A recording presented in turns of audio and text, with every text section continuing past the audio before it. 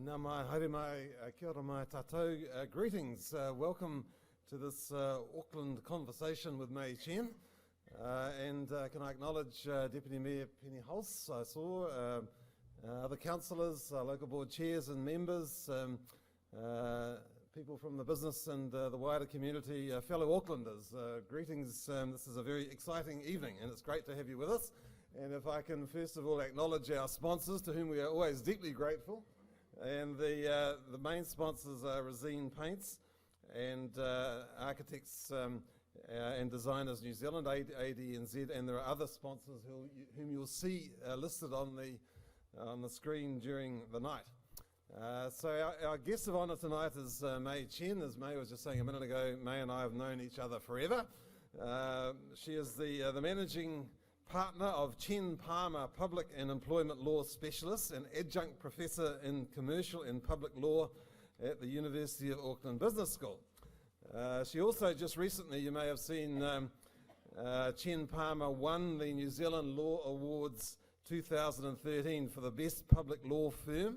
They've won that award just about every year since 2007. Mai personally won the Fairfax Media and Westpac Women of Influence Award 2013 for the Business Entrepreneurship category. And I won't go through the rest of her CV, which is about 3 pages long. But I do want to just tell you a bit about the fact that Mai for many years and I were partners in the Wellington scene. I was a Wellington bureaucrat. And Mai was the preeminent public law specialist in Wellington and New Zealand, the rock star of public lawyers, and it was pretty hard to keep 2 steps ahead of Mai Chen.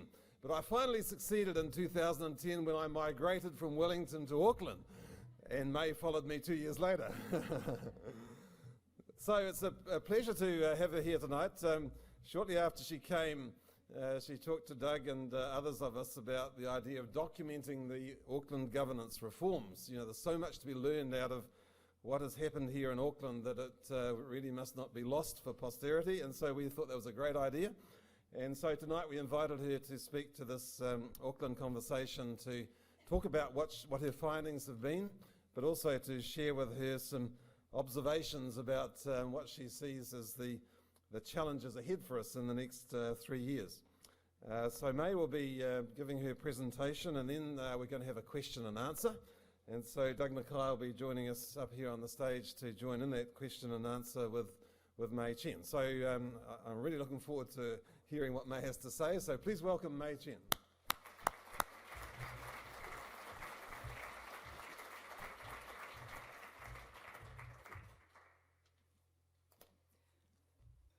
Ni min hao and kia ora tātou. Can I acknowledge the Deputy Mayor Penny Hulse? Can I acknowledge councillors in the room, Arthur and I, Bill Cashmore, Chris Darby, Denise Crum.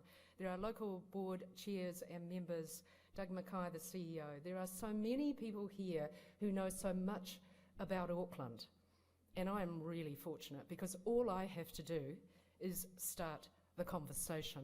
I have 10 points, I have 40 minutes, I have 4 minutes per point.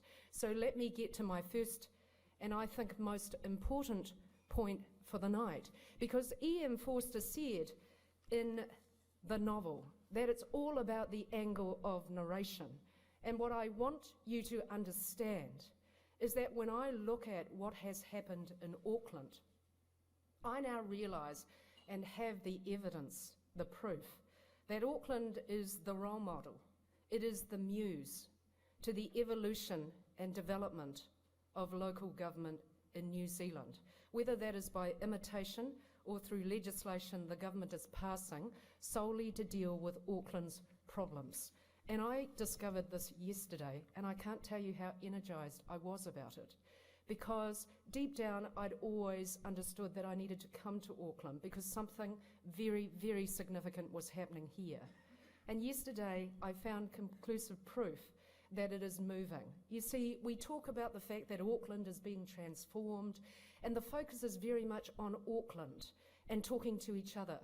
Sometimes we even go to the extent of saying that, you know, people from Australia and the states of Australia have come to New Zealand to find out what's happening with the transformation of Auckland Council. And similarly, people from London have been here and other countries. But actually, this is what's happening throughout the rest of New Zealand as a consequence of what is happening to Auckland Council.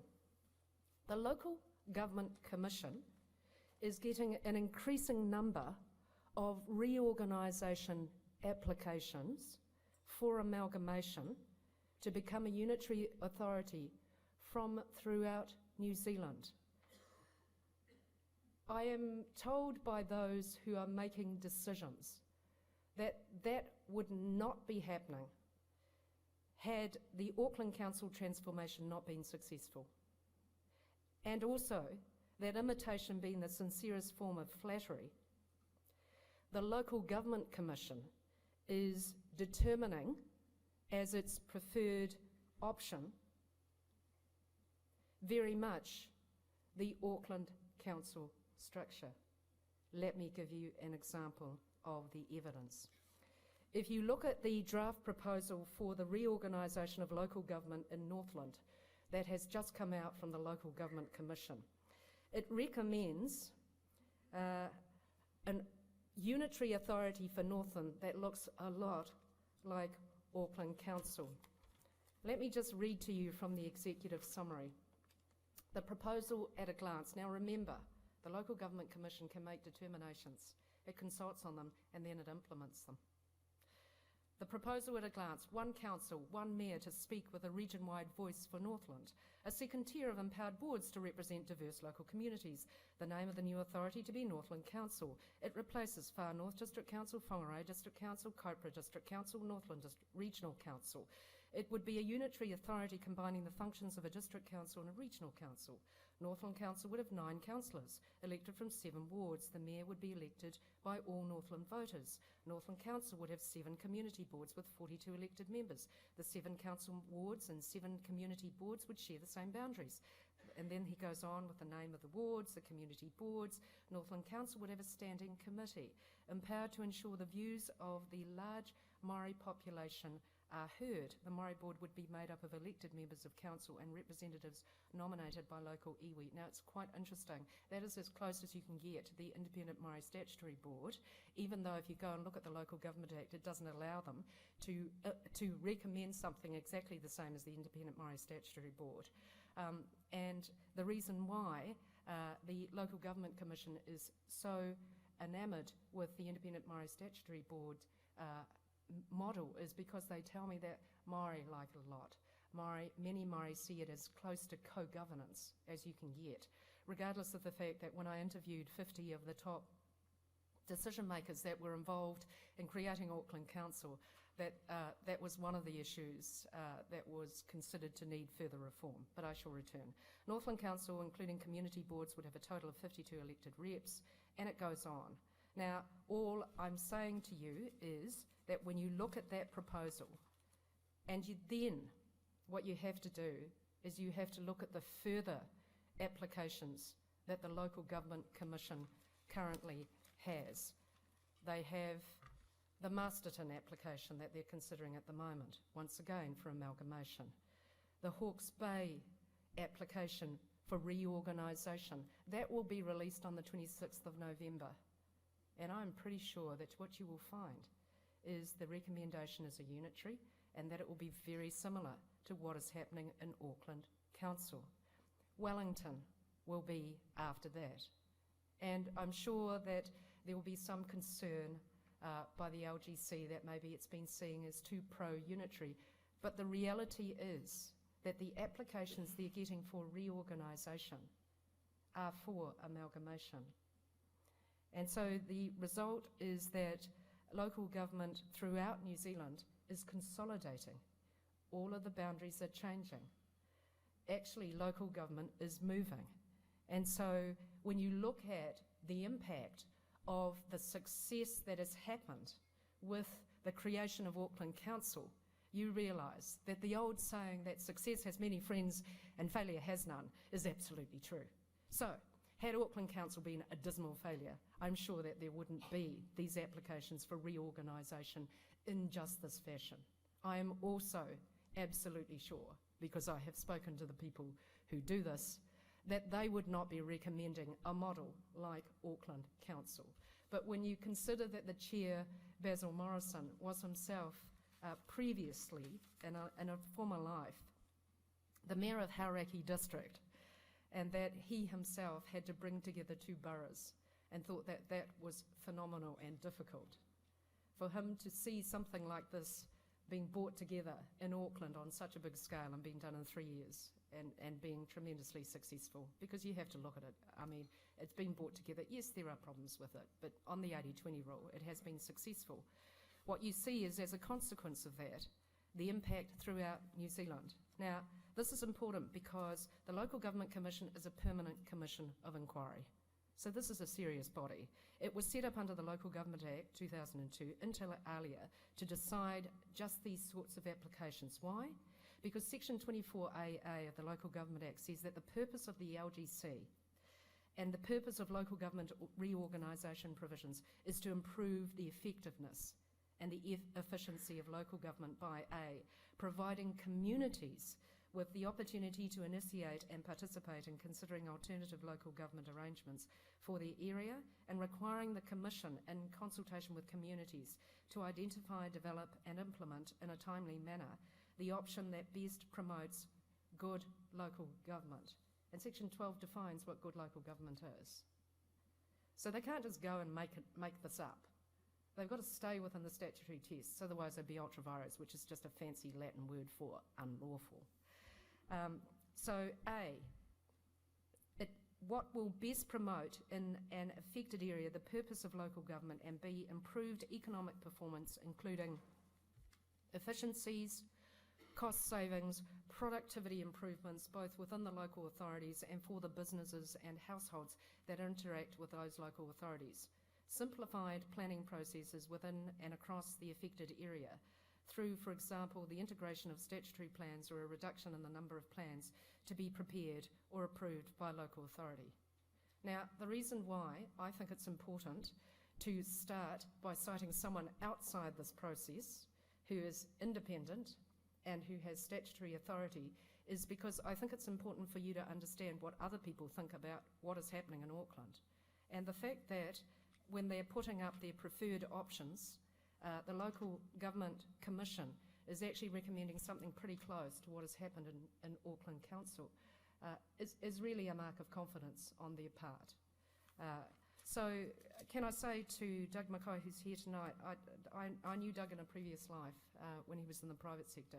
Doug, I think you did many things when you were in the private sector, but I do think this is your biggest legacy. Now, the second point that I want to make is this. All eyes, of course, now remain on Auckland. No pressure. No pressure. But you see, you've become the leader. You've become the pioneer. And actually, you are changing the face of local government in New Zealand. You are changing the face of New Zealand. And therefore, everything that you do has an impact on everybody else. And so there's no doubt that the expectations have increased because people have seen what can be done. And so the expectations, of course, go up.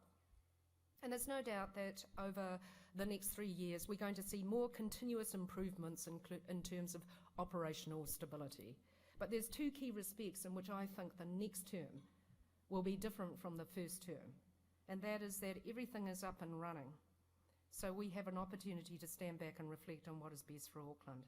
Look, we're not just making what ATA handed over work, but given the experience over the last 3 years, we can say to ourselves what would work best. I think the hard graft has been done. And I want to say to the new CEO who's coming in, Stephen Town, that in many ways he's very fortunate being the second CEO, because I think the hard graft has been done. And so he gets the luxury now of saying, well, it's all working. It's not broken. There are things that could be better. How could we make it better? So in that sense, I don't think the creativity is over. A lot of that creativity was taking what you were given and trying to make it work. Now we have the opportunity to really fine-tune that. And this is the second point. 2, because we've got the single platform which has been built, we can capture all of the opportunities from the amalgamation. Now, let me tell you, The innovation that you saw has continued. And even in these early stages of the second term, you can see further innovation already happening that is unusual, is a one-off, is pioneering, which I can see in time other local authorities throughout New Zealand following. One, the Auckland Investment Office, a one-stop shop for those wanting to invest. It's also a chance though, and this is the big point I hadn't quite grasped, it's a chance to coordinate investment across the whole of Auckland Council. So it's to leverage off existing assets so we create new money, new jobs. And those assets are not just sitting in Auckland Council Property Limited, they're not just sitting in ACIL, they're sitting in all of the CCOs. So we're a family. How do you get collaboration? And then you ask yourselves the questions. How does this intersect with the CCO review?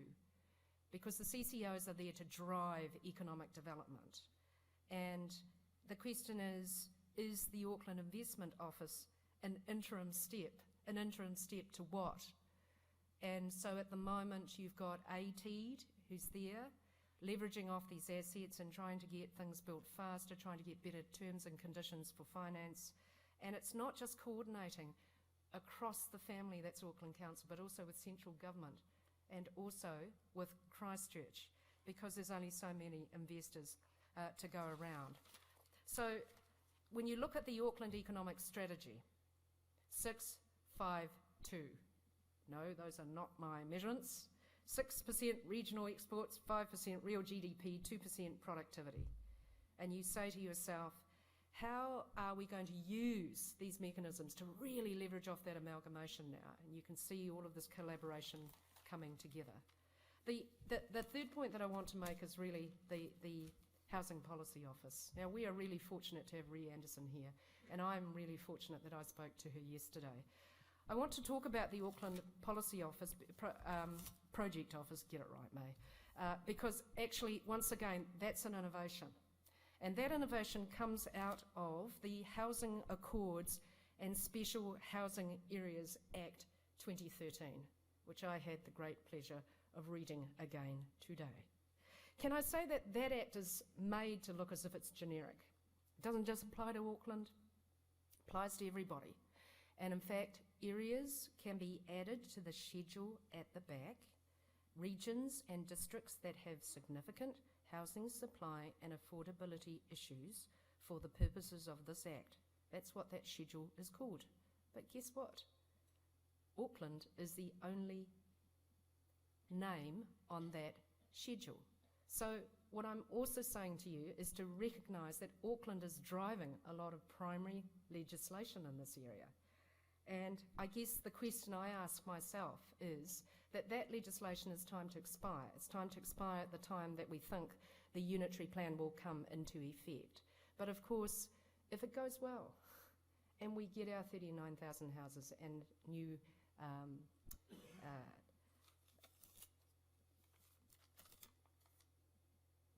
subdivisions as well, new sites, will the result of that be that the Streamlined Resource Management Act process becomes permanent?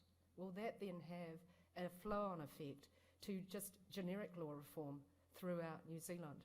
So once again, what do you see? We see Auckland playing a very real leadership role, and in terms of the Housing Project Office, it's a really interesting body, because once again, it's a really good snapshot of what is happening all around Auckland, and the extent of the collaboration, because we will get to talking about Auckland Council and central government acting together, but actually under this new legislation it forces both Auckland Council and central government to act differently. So the HPO, the Housing Project Office, is a one-stop shop, 39,000 new dwellings and new sites based on new building and subdivision consents in brownfield areas in 1 to 3 years.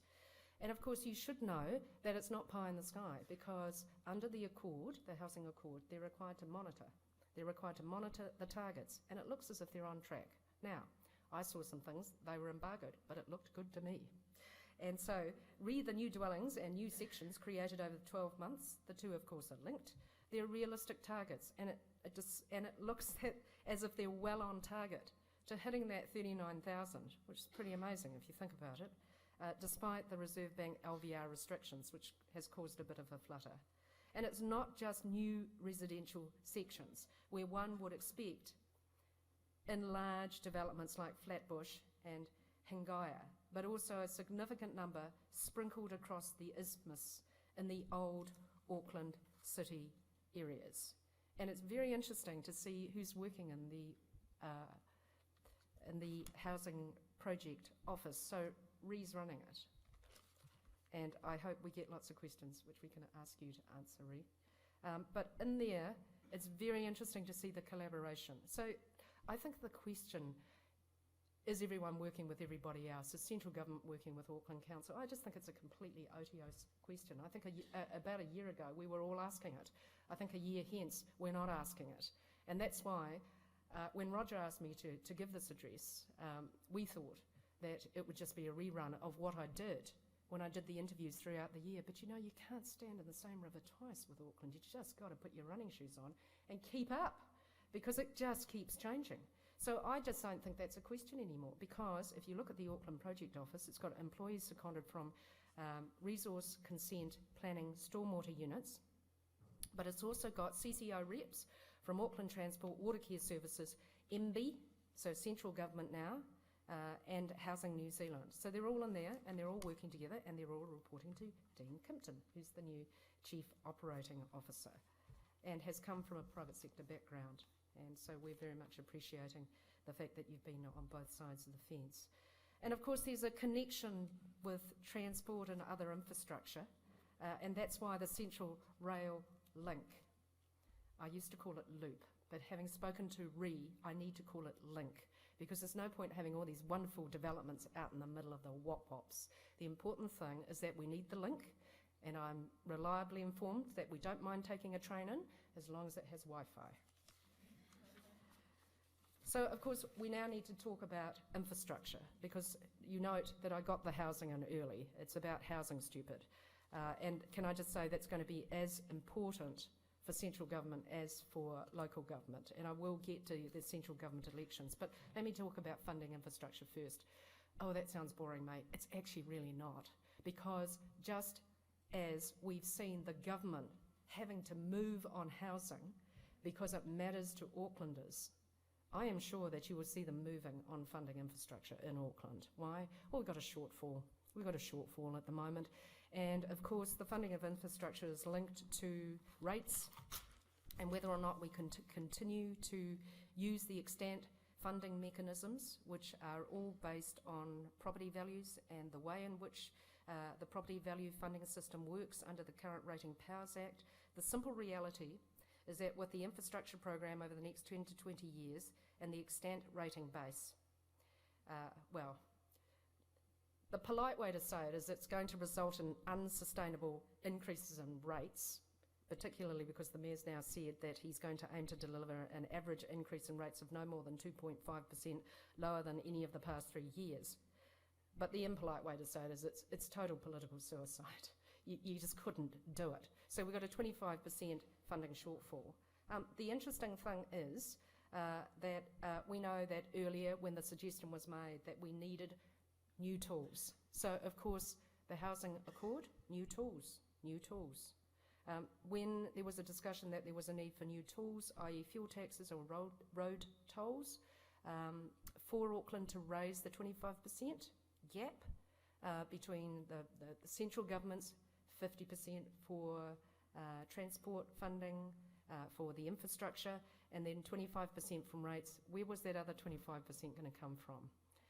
There was some pushback from central government, but I think that given that central government elections are next year, given that both the Prime Minister and the Leader of the Opposition come from Auckland, given that 53% of New Zealanders now live on the Upper North Island, 35% of New Zealand's GDP is created here, and 46% of New Zealand's export and imports by value pass through Auckland Airport and Ports of Auckland, I think that it is likely that the government will find it within itself to pass some legislation that will allow these new tools to facilitate this sort of funding. And it does appear that the Audit Office has already signed off on the fact that 25% will come from these other fuel and roading taxes, despite the fact that we don't quite have the legislation in place.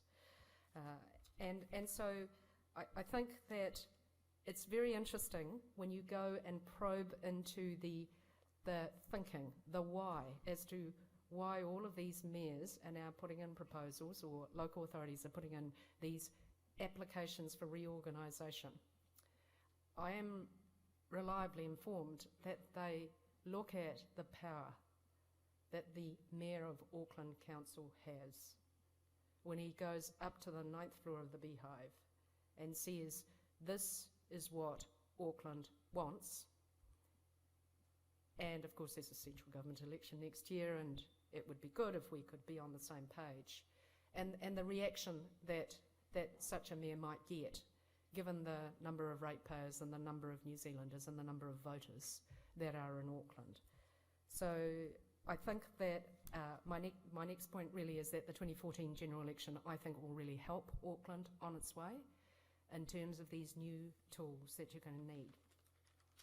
So can I say to Stephen Town, who I know is not here tonight, he is by no means getting a hospital pass. He's actually getting a council that's working very well. And actually, the hard graft's been done. So he gets to stand back, but only for a while.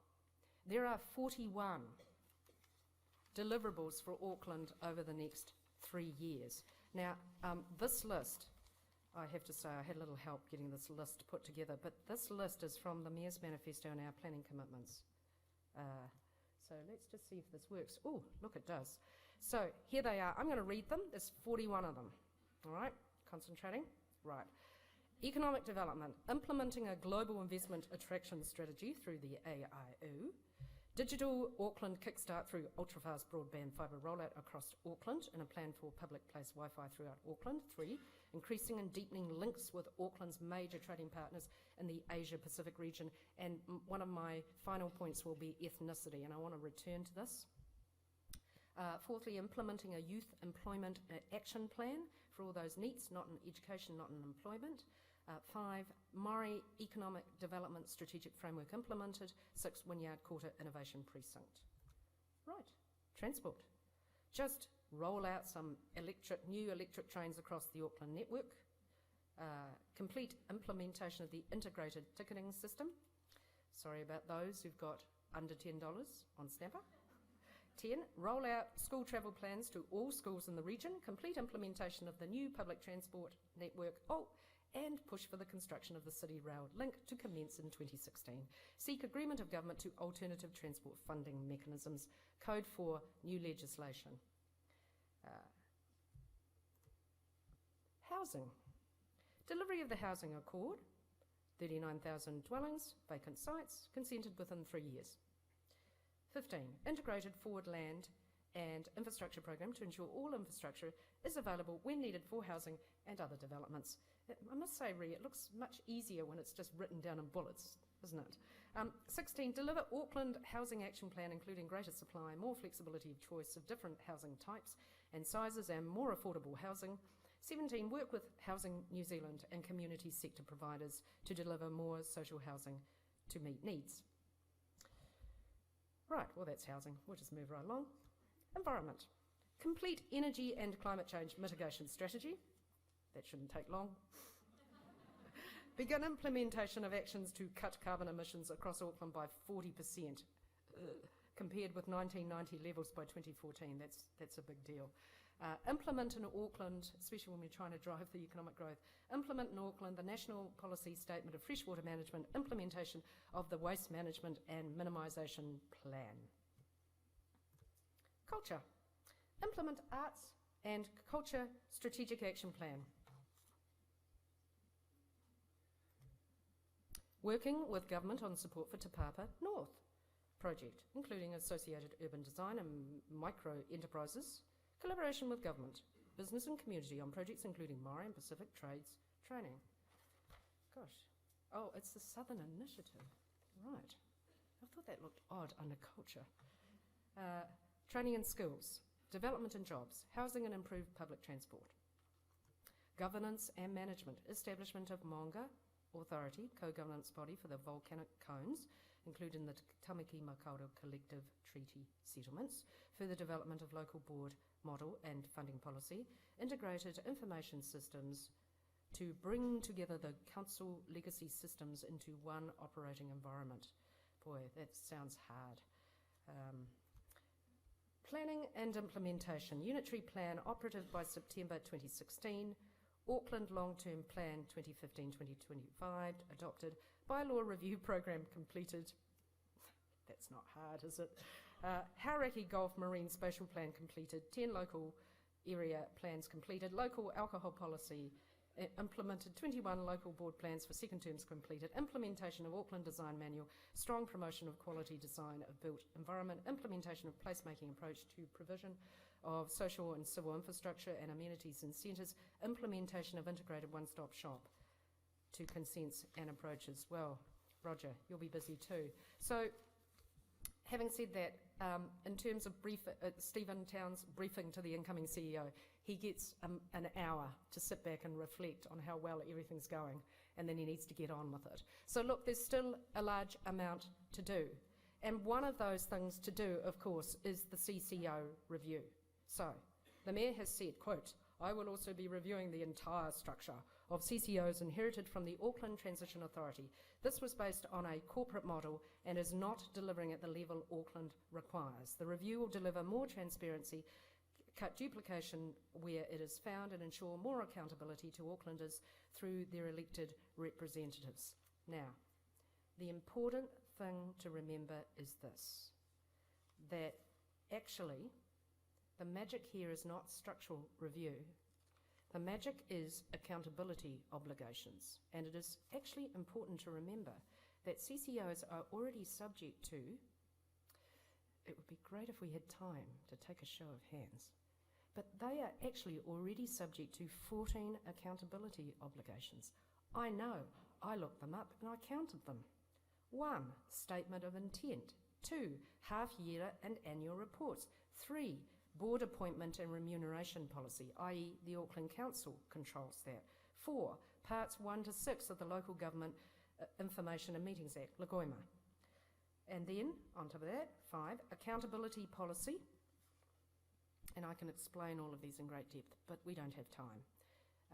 6, the Auckland Council can require CCOs to give effect to the long-term plan and act consistently with relevant aspects of other plans and strategies. 7, Auckland Council CCOs are required to hold 2 public meetings a year, one to consider shareholder comments on their SOIs and the second to consider performance against their SOI targets, whatever we're up to. Councillors and local board members are prohibited from serving on substantive CCO boards with the exception of Auckland Transport, which can have up to 2 councillors. Next, the council may appoint the chair and deputy chair of substantive councils.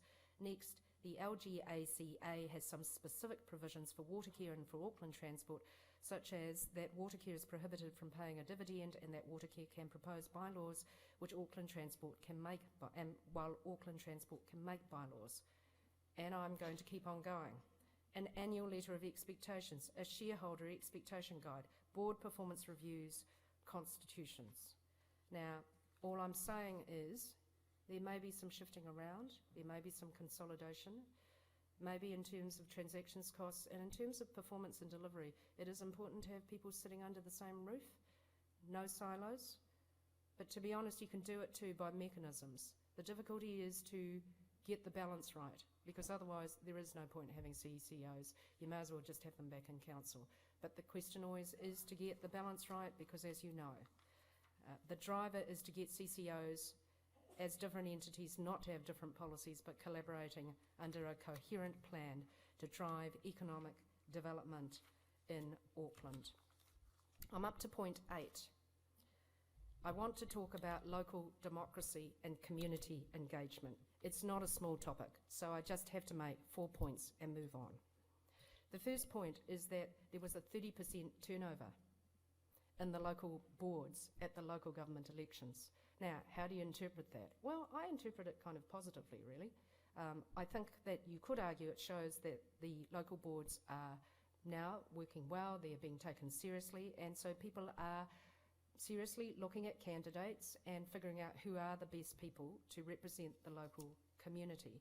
And if you look at the LGC, the Local Government Commission's report for the Northland Local Government Review, you'll see they recommended a unitary authority with local boards.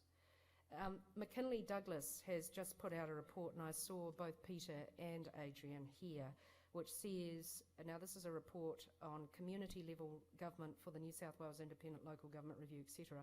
And that confirmed that the local board structure in Auckland Council is essential to establishing any kind of genuine democracy.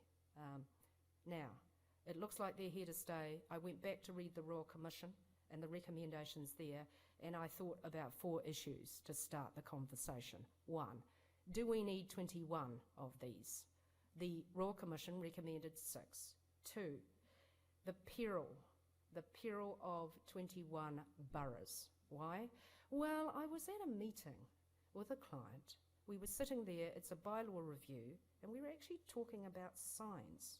It was the draft bylaw for signs. Did you know there was a draft bylaw for signs? Well, I do, because I've now read it, but I've read all of them. But all of the different TLAs used to have different bylaws for signs. Now we're trying to bring them together because we want to speak with one voice so that we don't have to do different things depending on where the boundary is drawn or the local areas.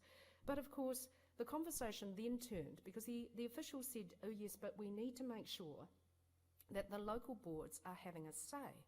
And so they said that they were thinking about, and they said no, it wasn't final, they were just consulting, they were thinking about allowing the local boards to determine in their particular area which streets, which roads you could put signs on or not put signs on. And all I saw was the creaking of a door. That door was a back door through which we would become 21 boroughs. And it worried me. So getting that balance right is hard, which then raises the third issue.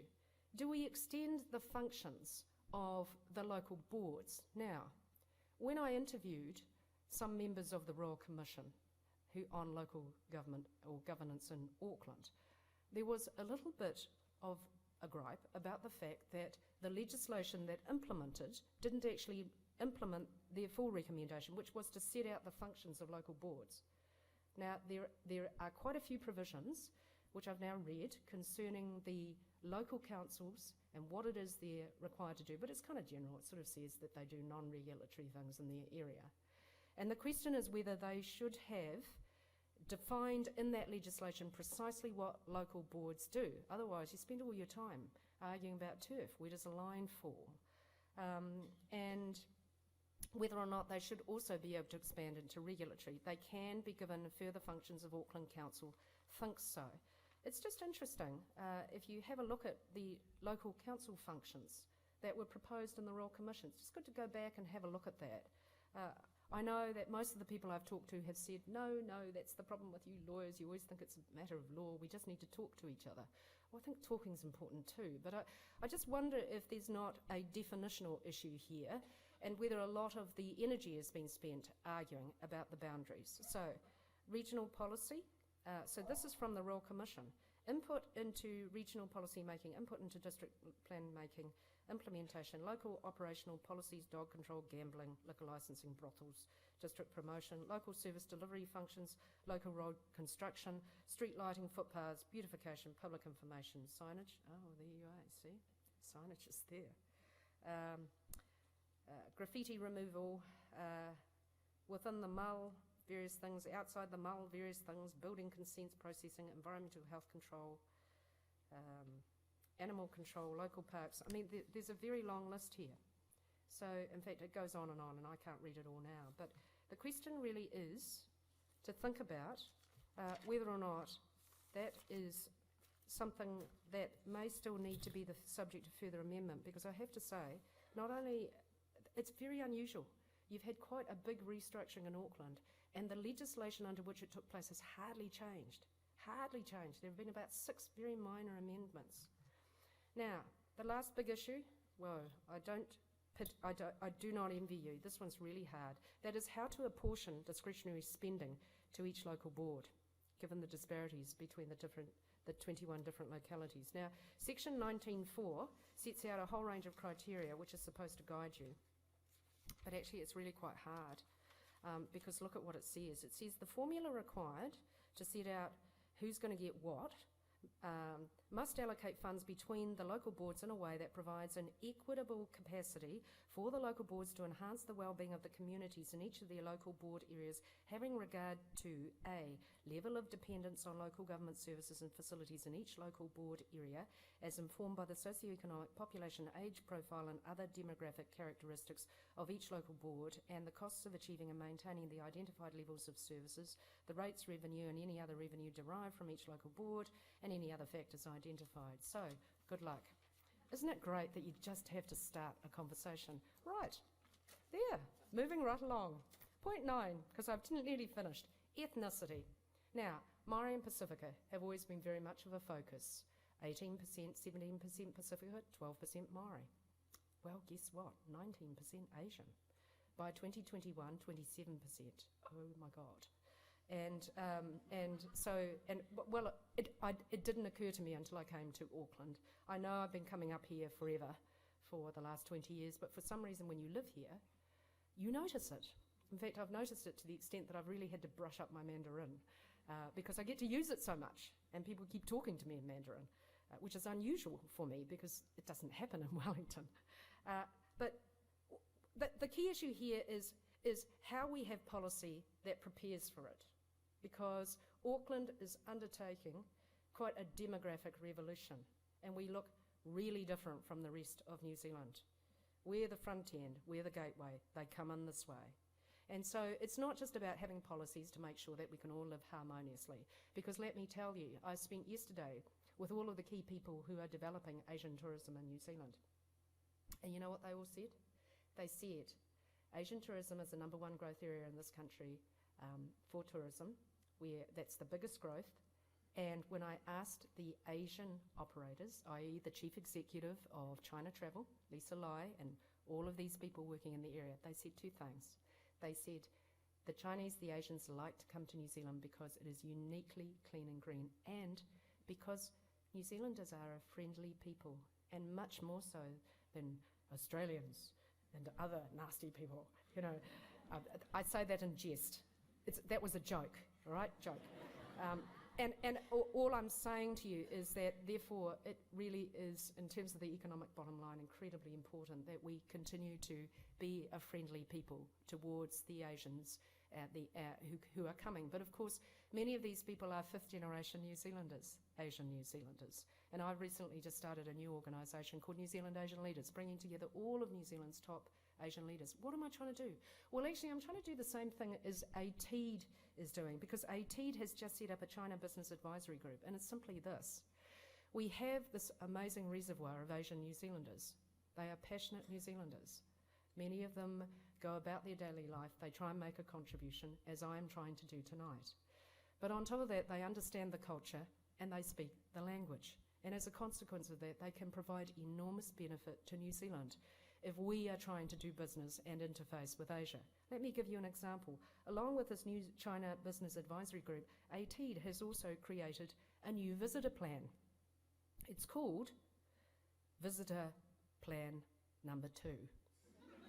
Right, Visitor Plan Number 1 is attracting people to events.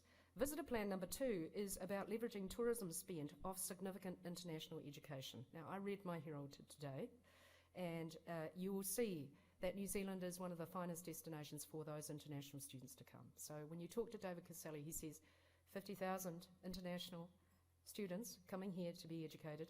If they all brought their families, if they all visited, what a boon that would be for the city. So it's really about making sure we're leveraging off. Now, I know that if you want good ethnic composition, go look at the local boards. There's good local composition there, particularly when you're looking at Avondale, New Lynn, and Henderson, Massey.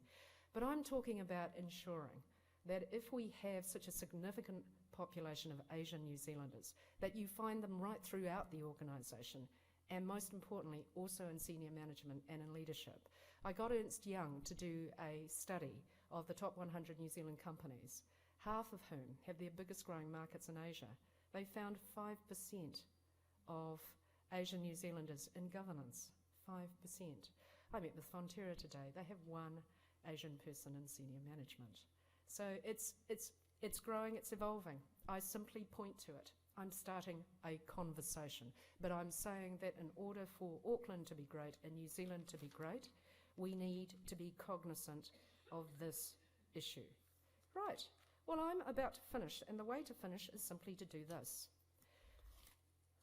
In the first term of Auckland Council, I interviewed 50 people, all of the people who were involved in creating Auckland Council. There's a long list of them. I'm happy to provide them. We're writing this up into kind of like an Auckland public law toolbox, and because I'd written a Wellington public law toolbox, which is what's selling out there. Because I thought that this would be a good way for me to make a contribution to the new city in which I was living.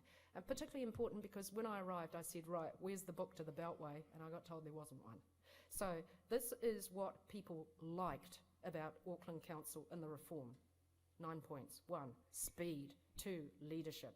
3, Mayor's Office. Gives us strong political as compared with bureaucratic leadership. 4, legislation was bare bones. It allowed unleashed creativity, entrepreneurialism. 5, size, scale. 6, unique planning tools. Auckland Plan, Unitary Plan. 7, a TEED. It works. Tourism, events, economic development. Who'd have thought? 8, can do things now and faster that you couldn't do before. 9, financially successful, value for money, no overpay, everyone got a rates bill, significant savings. Right, what were the gripes? 10 of those. 1, Mayor's Office.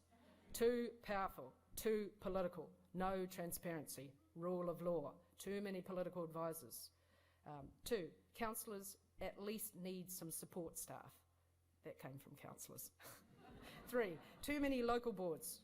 Also more definition of what local authorities or local boards do as compared with Auckland Council. 4, independent Maori statutory board. I did interview the Honourable Rodney Hyde. It was one of his 3 regrets. His other 2 regrets was that he had not insisted that the unitary plan come into effect immediately and that he had not put in a mechanism to ensure good communication between Auckland Council and central government, and that he hadn't created a dedicated fund for Auckland infrastructure. But apart from that, he was really happy. No permanent ethnic advisory board, and that another gripe that councillors are voted in by wards, but councillors are required to act in the best interests of the whole of Auckland. 9, that some CCOs should be part of the council, it's called business. We want more direct control, better communication. Oh, sorry, that's point 10.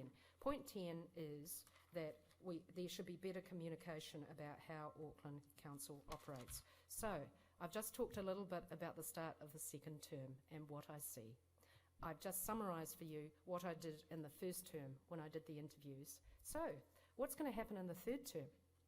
Well, the unitary plan will be in place, and if you invite me back, I'll tell you what I see then. Thank you.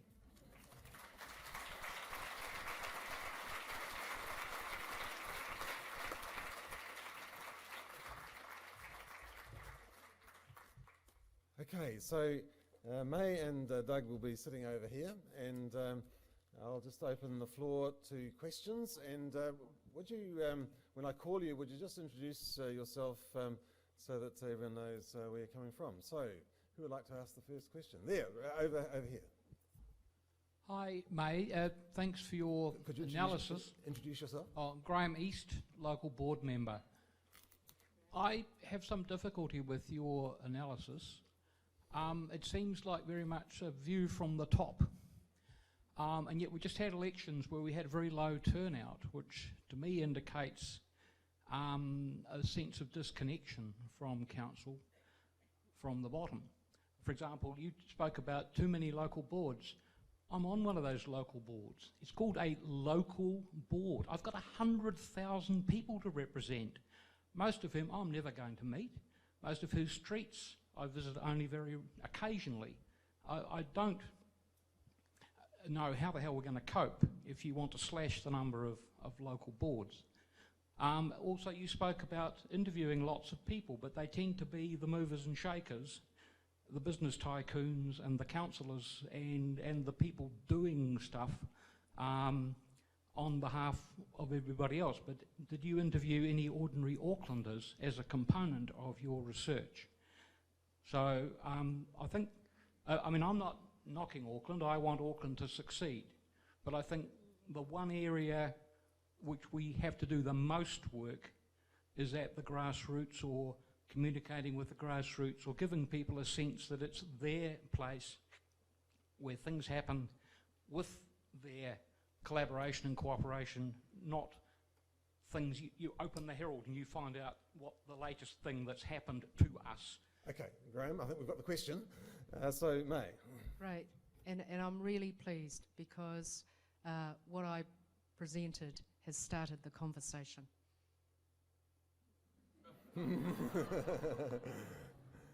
Okay, so, right, I had a question down here. Sorry, could you just wait, Peter, wait for the microphone.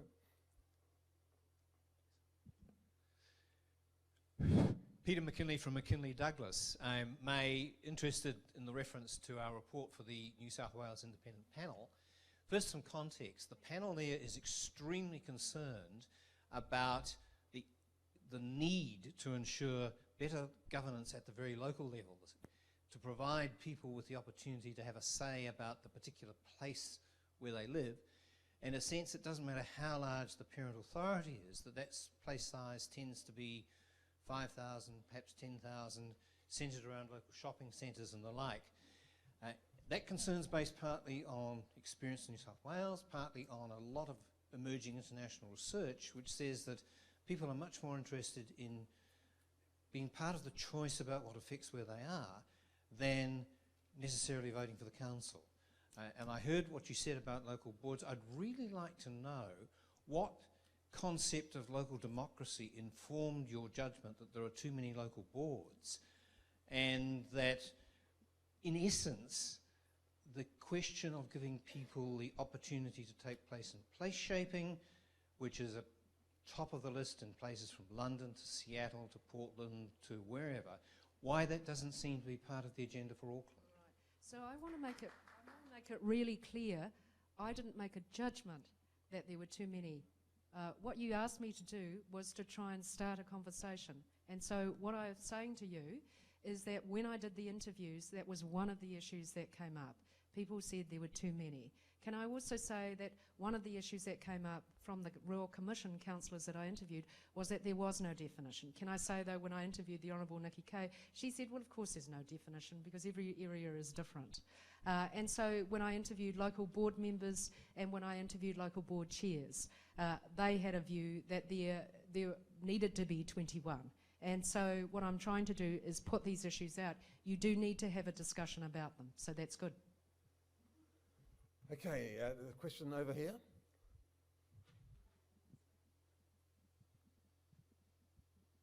Yeah, Richard Northey, a private citizen. Welcome, private citizen Northey. So I just want to pursue the ethnicity question. When the Auckland Council was elected, had nobody outside European, Maori and Pacifica on it, and the CCO boards, although more diverse than the average of New Zealand boards, also had nobody of that criteria on them, and there's only been one appointed since then in spite of efforts being made. It's my impression that both the Asian communities have a somewhat different view of what's required for a governance body of a board, and both the Asian community and the council need to move to try and get some more congruence on that. Secondly, the Ethnic Advisory Panel has been reasonably successful in expressing ethnic views to the council. I was involved in the interviews in selecting those people and only made one mistake. And that they've suggested in response to the problem that the council in fact appoint people to committees and boards, but I think in the New Zealand situation that's really only acceptable for Maori or tangata whenua representation. I don't see it happening, but I'm just wondering if either of you have any views from that situation, given that in the governance of the city, ethnic people are much less influential than they make of the population now, unless something's done, will be more difficult in the future. Richard, I'll try. And can I just acknowledge your efforts in that first term? You've had 29 years in local and central government experience in your career and made fabulous contributions all along the way, and I can speak as the CEO for that first 3-year term what a wonderful support you were to me and the organisation.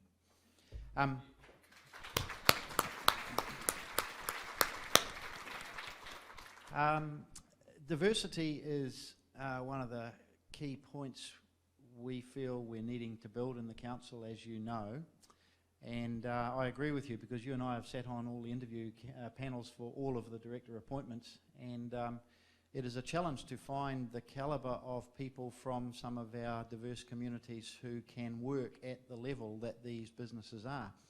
We have 7 CCOs, 6 of them are in the top 30 companies in New Zealand. And so they are big, serious businesses. They're not a place for learning the craft of being a competent director. And so the talent base is pretty narrow out there at this stage. But the evidence is irrefutable. The more diversity you have in terms of female representation, ethnic groups and community representation on the boards of organisations, the better performance will be. And I see Rick Boven over there, and I'm sure, Rick, you know, in your days in the consulting business, you know plenty of examples and evidence for that. What we have done is we're starting to put tools in place. So we have adopted a strategy for each of the CCO boards to adopt up-and-coming young director potentials starting next year. We've realised that they don't exist at the top level. There's a heap of really competent, well-educated people who fit the criteria emerging through the ranks of different communities, government and business organisations, and we're going to go and pick some of those talents from the underrepresented bases in our community, and we're going to put them in our boards as observers and apprentices, if you like, for a year term with each of our 7 CCO boards. And in that way start to contribute to building the talent from the bottom up, because there's just no way to sort of start from the top down. So Richard, can I say to you that I started New Zealand Asian Leaders because I just saw this gap. With all due respect, what I realised was that a lot of Asians keep their heads down. They are out there, and 80% of the people who are now on the New Zealand Asian Leaders website are existing members. They are people who have all of that experience to sit on boards, and they're not getting nominated or appointed. The reason is because people didn't know they existed. And if you go and have a look at the website, this organisation has only just started. I made a contribution. My firm's a key sponsor. We've donated all our time. We've got the website up. We're profiling these people. And what we've discovered, what I discovered when I came to Auckland, was there were so many Asian leaders, but people didn't know who they were. And what I've done is I've simply got their CVs, I've filmed videos. I filmed another 4 videos today. In between doing this and trying to run the firm and writing legal advice, I raced down. We interviewed 4 people today at the BNZ. The BNZ funded the videos. We're putting them up on the website. So what I'm trying to do is make the invisible visible. And it's because of their culture, they have a tendency to keep their heads down, but also because of the history of discrimination in New Zealand. Some of these people have grandparents who paid the poll tax. The poll tax only applied to Chinese people to prevent them from coming to this country. So the other thing is, can I just be clear, what are Asians? Well, actually we call ourselves Asians because most Pākehā find it difficult to figure out the differences between us, because we all have dark hair and you all have brown eyes. So since coming to Auckland, I've mainly been mistaken for Nadia Lim. Oh, you're that chick that cooks. No, I'm not. One day I'm looking forward to being mistaken for myself. That will be interesting. But all I'm trying to say is that they are there. And that's what this organisation was designed to do. And I would be delighted to link with Auckland Council so that you can get access to these people. And now we have in the audience Dr. Camille Nakid, who is or was the chair of the Ethnic Advisory Panel in the first term of the council. I'm sure I heard her voice say thank you at the point that you mentioned them, Richard. Okay, we have a question over there. It is from me, Oh, Roger. As he pointed out, I am Dr. Camille Naked. I was the chair of the former Ethnic Peoples Advisory Panel that is now disestablished, and hopefully it will be re-established soon. I'd just like to quickly address what Richard Northey said. We love him dearly as our liaison, but Richard, I would have to say, we stand by what we did in those 3 years. We were the ones that started these conversations, and we do not think we made any mistakes at all.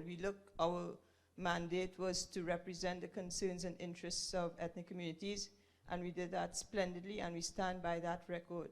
Whatever our panel members do, we stand behind them too, so I'd just like to acknowledge that. Doug, you mentioned there is a question about the caliber of getting ethnic people on CCOs. Well, as the two gentlemen spoke, I find this conversation really very top-down, because we are there. Notice, I have a degree in biochemistry and a doctorate and master's, so we are there. We are very well qualified. It depends on where you look, because we are here. And I think maybe you're looking in the wrong place for us. May, with regard to your statement about Asians, we quite acknowledge through the growing numbers of Asians, and we look to interact with them. But I would like Auckland to realize that the diversity in Auckland is not just Asians. We have people from the Middle East, we have people from Africa, we even have 1 or 2 of us from the Caribbean, and I would like Auckland to start thinking, when they start thinking diversity, to think of everybody, and the interactions are with us as diverse peoples.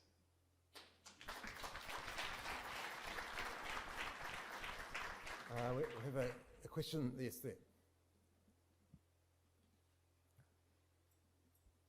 Thank you.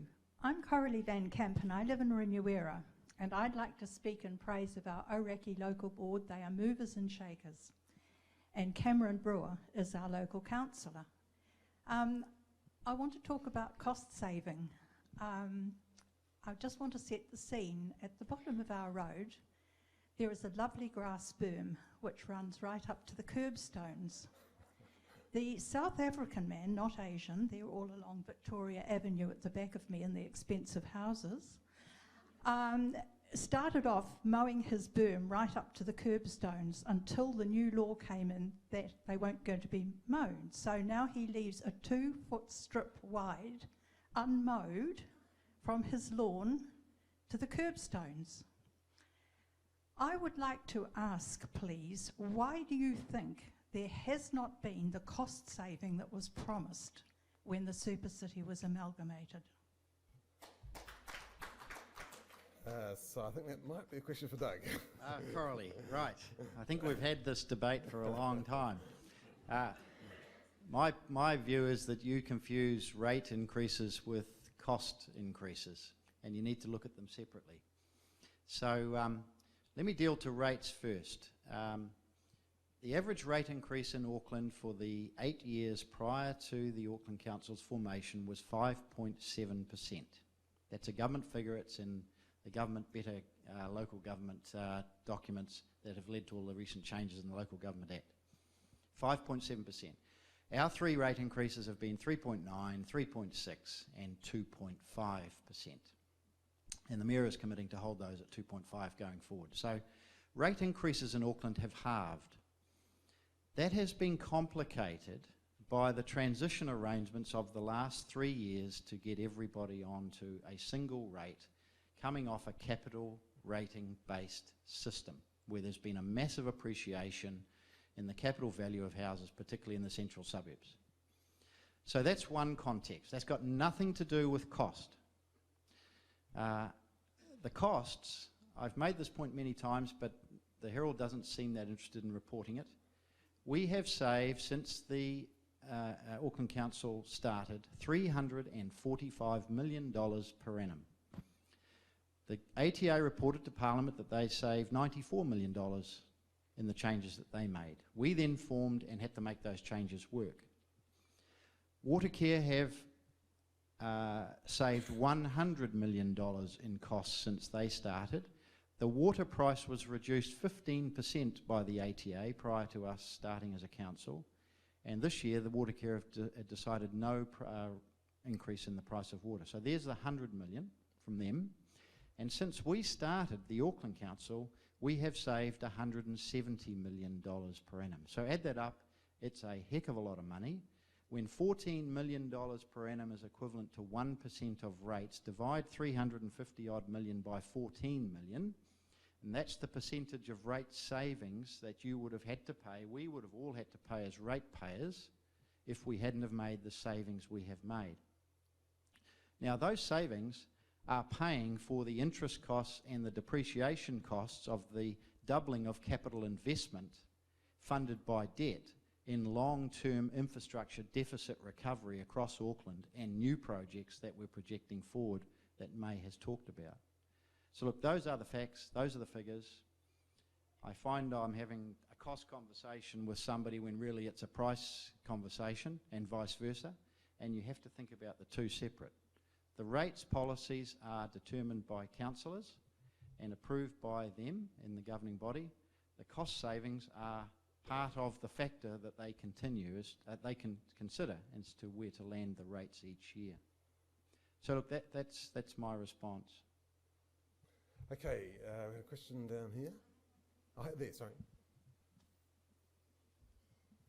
Thank you very much for your presentation. And you succeed in starting a really hot conversation. Could you introduce yourself, please? Yes, this is Peter Chen from Henderson Massey Local Board. This is my 5th term. And 12 years ago, I helped to found the Blakeley Ethic Board. So what I want to say is that, what's the significance of these numbers? You say that in 2021, 19% Asians, 12% Maori, and 40% Pacifica. But if we do not live up with that, we do not care about that, we do not prepare our mixed population to grow, what's the significance of showing these statistics? And my impression with the local government for over 12 years is that still is a question of mentality. We accept Asians, but just empty talks. We say we embrace the ethnic diversities and we need to work with everybody. But look at the mayor's office. How many of them are just Asian faces? And also for the ethnic board, for the ethnic advisory group, I do not deny Richard has made a great contribution. But look at those members. How many of them belong to a single party or the candidates for the general election? What I want to say is that this is not just something empty talks. You need to just get one or two. It's an action. And also, another thing I would like to say is that look at this local election. See how many people are represented from the grassroots. How many of them live in the area? Live in the area, vote for the locals. How many of them are really locals? I do not deny that some people living outside the territory could have some contributions. But how many do represent the locals? How many were interrupted by some major parties to interfere? Because independence, we come from grassroots, we don't have the resources, we don't have the manpower. How can we cope with the major parties? So in future, it will be very difficult for independents to cope with that. Do you have a question? So my question is that, what do you think? I would like to hear your comments on the future, because it's really very difficult for local board members really coming from the locals to get represented and to get elected.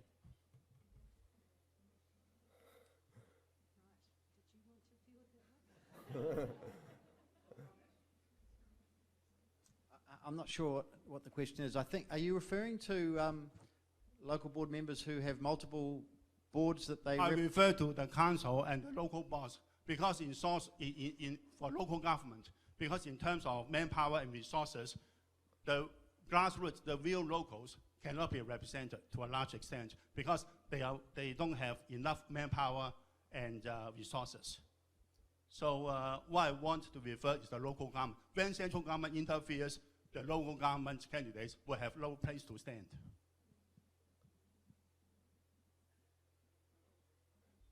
I think we're struggling quite to grasp what the question is. So maybe just if you could just... My question, set I the want to question. make it blunt. That is to say, when major parties interfere, they have put forward their candidates outside the boundaries, they are not locals, then that will be very difficult for real democracy. Okay, so that's the question. Thank you. Look, I really appreciate your comment, and I'm glad that I've started the conversation. I think the point that you've raised is not a legal point. It's actually a political point. I don't think I can add further to it. I hear what you say, and I acknowledge it. But at the moment, it's not illegal for parties to put their resources in, and if you wanted to make it illegal, you'd have to change the law. And I don't want to venture into the political space, I'm sorry. Okay. Yes, we have another question here.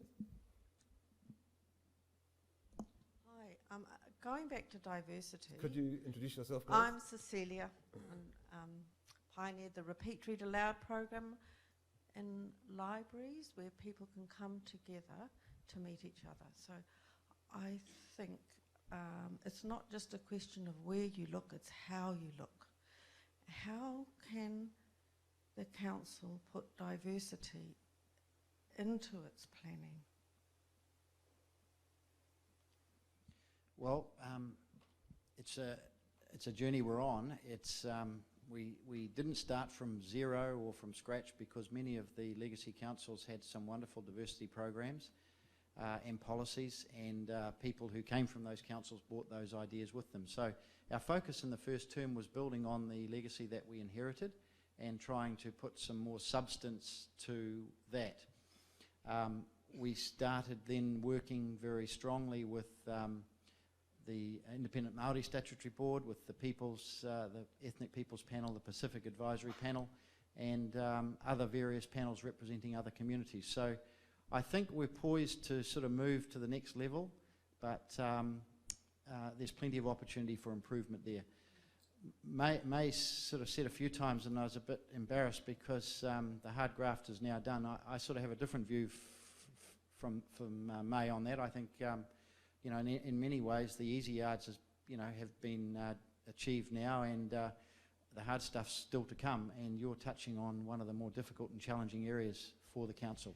But it's not just an issue for the council, it's an issue for all of New Zealand. And I think it's interesting for me because I also was the inaugural chair of New Zealand Global Women. And, you know, the gender thing is very 1980s, but we're still at it. And in a sense, we need to move on to ethnicity and we need to move on to disability, but we're still having this conversation about gender. So because we practice employment law, I've just finished doing a diversity policy for a very big organisation. And can I say, look, this is not pie in the sky, this is not nice to have, this is simply meeting legal obligations under the Human Rights Act, the Employment Relations Act, and the New Zealand Bill of Rights Act. And a lot of it is just non-discrimination. It is simply that people's vision or view or image of what a particular job requires never has a particular ethnicity and has a particular gender. I had to explain this to my son last night. He's not that old. He didn't understand why I was away all the time. And I said to him, well, one of the reasons is because, you know, as Michael Jackson said, I don't want to spend my life being a colour. And I tried to explain discrimination to him. Now, he is Eurasian. My husband is British. He immigrated from the UK at the same time as I immigrated from Taiwan. And so, you know, but it's a particularly important conversation in Auckland, simply because the huge difference in ethnicity is so pronounced when you come to Auckland. So we have to grapple with it first. And look, I think we've talked about it today. It's good. But we've got to put tangible measures in place. That's what we've got to do.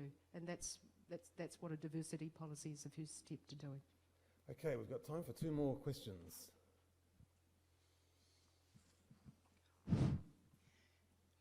My name is Penny Bright. I'm a proven anti-corruption and anti-privatisation campaigner.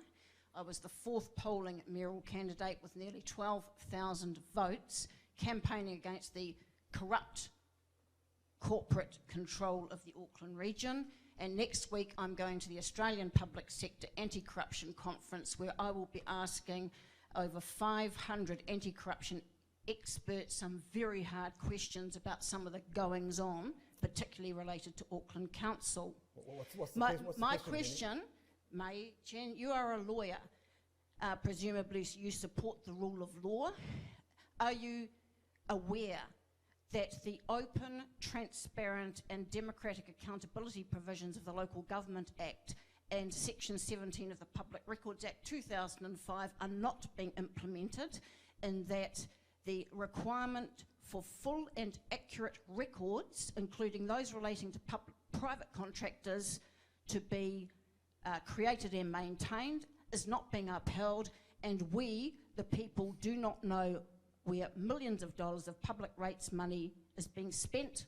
We're not given the names of the contractors or consultants. We're not given the scope, the term or the value of the contracts. And where is the cost-benefit analysis that proves that all this contracting out is a better use of public money than when it was in-house? Thank you. Okay, we've got the question. May. And my response to that is no, I don't know. Okay, we have time for one more question. A very quick question. John Newick from Waitakere. You referred to definitional problems with the local boards, May. Can I ask you if it is also a problem, or perhaps more of a problem, of structure? When you think of the structure of Brisbane City Council, who've been running a mini parliamentary system successfully for 88 years, have we got it right, having local boards?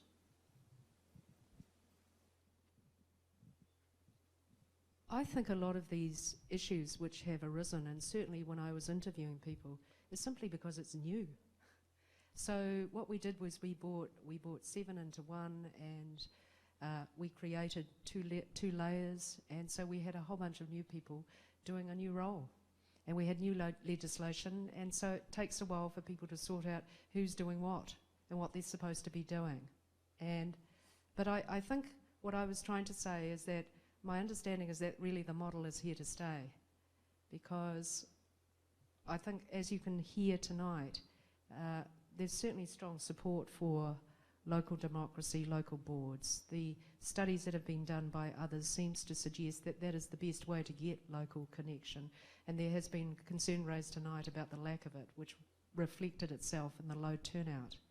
So I think it's here to stay. It's a bit like MMP. I think it's here to stay. There are pros and cons, and people argue for and against, but I think it's here to stay. So I think the issue is how we make that work better. And, you know, there's always a piece of wisdom that you get. When you buy a new house, live in it for the first year before you start renovating. And so all I'm thinking is, we got a new system, very new council, unitary, two layers. And so people have started working with each other. It will be very interesting to see how it shakes out this term, because certainly lots of things were sorted out last term, but this term raises with it the next crop of issues. And, you know, Doug's talking about where do we draw the line? Where was the hard graft? Where did it start? Did we do the easy stuff? Did we do the hard stuff? Well, all I know is that we're doing different stuff this term, because we did some stuff before, and some of that was put to bed, but there's new stuff. And all I was doing was raising the new stuff issues that people had raised as I've talked about the place. Can I just add, Roger, because there is a danger of making decisions to reverse out of something or change it too quickly. This has been very complicated in terms of the new governance structure, and I can tell you all out there that I've observed 170 elected members, either councillors or local boards, people working very, very hard for Auckland. And the analogy I've used is, we're in mid-flight and we're trying to bolt on the wings as we fly along. It's been a very challenging experience. May has highlighted how little help we got from the legislation, but in a sense that's made for much better, robust and vigorous conversations between the two layers, the two tiers, or however you want to describe them, about how things should be allocated and who should be responsible for what. Those discussions will go on for the next 3 years and maybe a bit longer. And remember that the people in those roles, many of them, the majority by far, came from the old system. So they were unlearning stuff they knew and what worked then, and trying to learn a whole new, and the organisation was trying to gear up to give them information structured around how they were structured. And we've only in the last 12 months, I feel, started to support the local boards with what they deserve. And we're starting to see really good feedback come out of the communities about how effective now the local boards are starting to look. So, yeah, it's got lots of potential. That'd be my view. Okay, well, unfortunately, we have to draw this to a close because we've reached our finishing time of 7. So can I just thank you for your spirited contribution to the discussion and invite Doug to come and propose a vote of thanks to May. Doug. Right.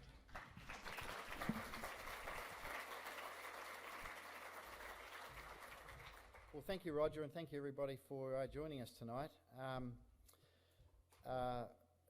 May highlighted a couple of things that was of interest to me. Roger, you introduced May saying that she's studied Auckland and she's writing up Auckland for the sake of posterity, but she made it quite clear that I think it's a role model or an example that we can share with the rest of New Zealand as they start to rethink how they want to run their local government. And so I think there's going to be some real power and value out of the work that May has done and continues to do. One of the measures of success of the Super City is if we can attract talent to come here. And we attracted Mai Chen, so I think we've got off to a great start. Wellington has had the benefit and the privilege of May being the woman about town for 20 odd years.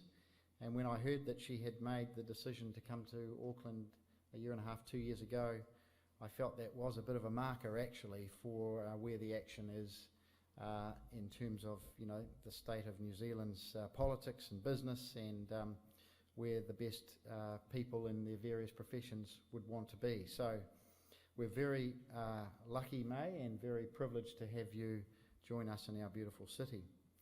May has been May is a contradictory person to many people out there. Many loathe May because she does do what she does. She challenges and she asks those difficult questions and she asks conversations that many people would prefer not to have. I have seen since she came to Auckland a very constructive and participative role in some of our most challenging areas. And I'll give you 2 examples. The trade waste bylaw. It's a, pretty boring subject. It's one of 38 bylaws, one of 138 bylaws that we inherited. We're trying to get down to 28 across the whole of council. We're about halfway through that journey. The trade waste bylaw was the bylaw that monitors how much effluent and waste you can put in your wastewater as it exits your factory or plant. And the charges for those, for that water on a volumetric basis were all over the map from the various councils that we inherited, and we're trying to build a consistent, coherent view that treated everybody the same. We had situations, for example, like dry cleaners would set up a business in one council versus another because the cost of wastewater was such a significant difference. So we had dry cleaners competing across Auckland, with the subsidy that one of the councils gave dry cleaners made them competitive versus being a dry cleaner supplying Auckland from another location. So we had all these complexities to deal with. Anyway, we had, the potential for very serious legal challenge, expensive legal challenge, and May stepped in and worked with a group of industry that had come together and facilitated, if I could call it that, brokered a very sensible outcome that left everybody feeling like we'd all had a bit of a win. We'd got to a place that we could all live with and transition to over the next couple of years. And similarly with the waste management implementation plan that she did mention in part of her speech, this is where we had to think about all the rules and the collection strategies and everything for rubbish around the city. And I remember Mark Ford saying to me, you don't want to get into that space because those guys that run those businesses are real sharks. They are, they'll ring up the lawyers at a drop of a hat. They've got monopoly businesses, they're very profitable, and they're not going to let anything go. And May was, we got into a bit of a battle actually with 7 of them, Roger, as I recall.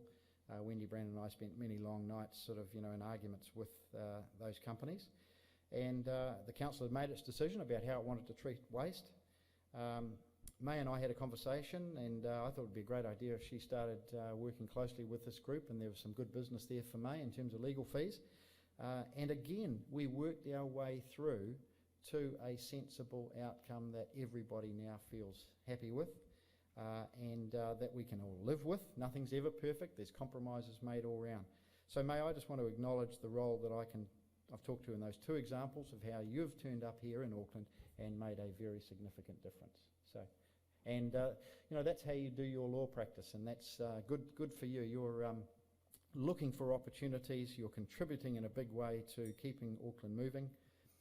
And at the same time, you're challenging us, you know, at the intellectual level about why we're doing things and how we're doing things and what should change next. So I find that enormously stimulating, and we are better for having you here doing that to us, with us.